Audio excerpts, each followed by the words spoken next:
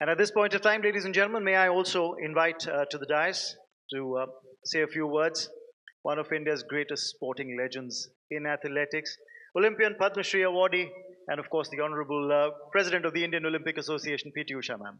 May we have you up on stage, please? It's an honor to have you here, ma'am.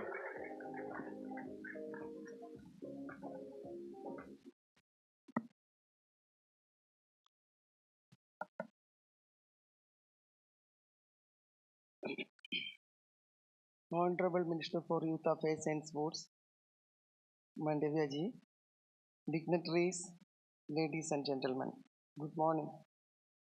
It is truly a privilege to be here at PlayCom, a platform that not only celebrates sport but also dares to ask deeper questions about its future in India.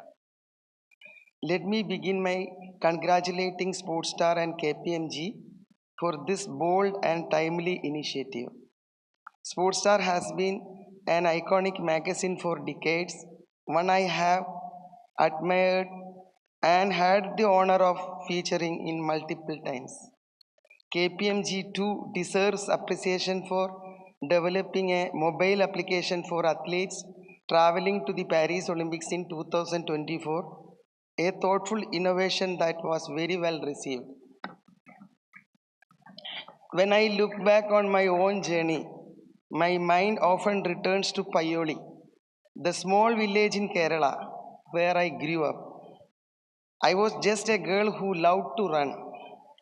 There were no stadiums, no advanced shoes, no scientific training programs. I ran barefoot on uneven ground, driven only by joy and the dream of doing something bigger than myself. That dream, supported by my teachers and coaches, carried me all the way to the world stage. One of the most unforgettable moments of my career was the 1984 Los Angeles Olympics. I had trained for years with one goal to bring a glory to India. In the 400-meter hurdles final, I missed the bronze medal by 1/100th of a second, just the blink of an eye.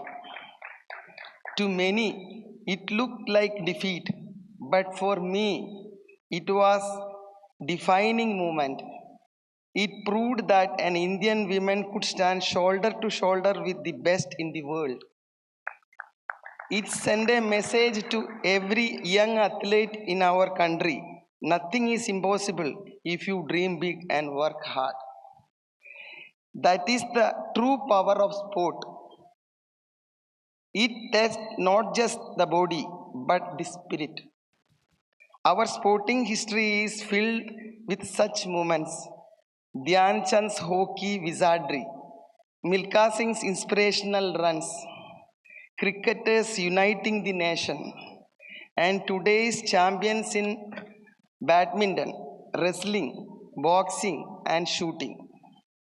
These triumphs are not just medals or records, they are turning points that changed how India saw itself and what it believed was possible. But history alone cannot carry us forward. The real question is, what is the future of Indian sports? I believe the answer lies in grassroots development. Talent is not confined to big cities or academies. It is in the smallest town and remotest villages. A child running barefoot to school, a girl playing kabaddi in her backyard, a boy lifting grain sack in the field. These children already have strength, speed, and determination. What they need is opportunity, proper training, nutrition, facilities, and above all, encouragement from parents and teachers. Sport must be seen not as a distraction, but as a vital part of education and life.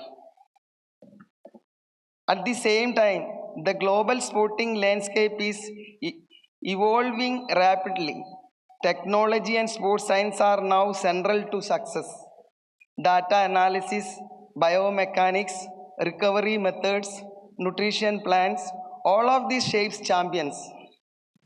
If India wants to be among the best, we must embrace these tools and make them accessible at every level. Yet we must never forget the basic hard work, resilience, and integrity. Technology can sharpen an athlete, but character is what makes a true champion. For India to truly emerge as a sporting nation, success must be consistent and widespread, built on a strong system that nurture talent across all disciplines. Our vision should be see India excel not just in cricket or a handful of sports, but also in athletics, swimming, gymnastics, cycling, and more. That is the future we must work towards together. But for this vision to take root, we need a cultural shift. Sports should not be something we watch only during a big match. It should be woven into our daily lives. Every school should give children time and space to play.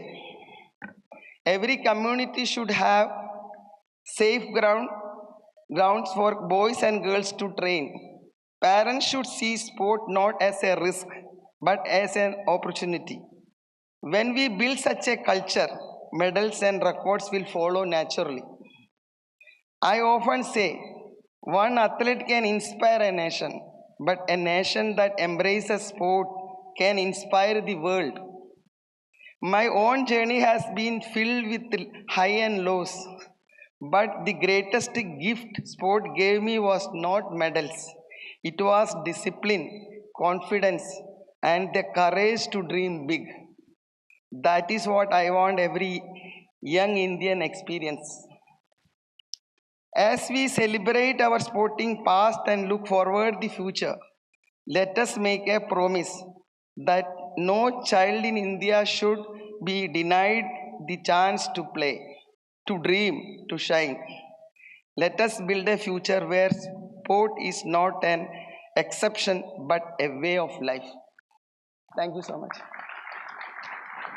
Thank you very much, ma'am, for those inspiring words. Yes, sports are a way of life, and if there ever was the best unscripted drama ever to be witnessed, I think we witness it time and time again in the sports arena.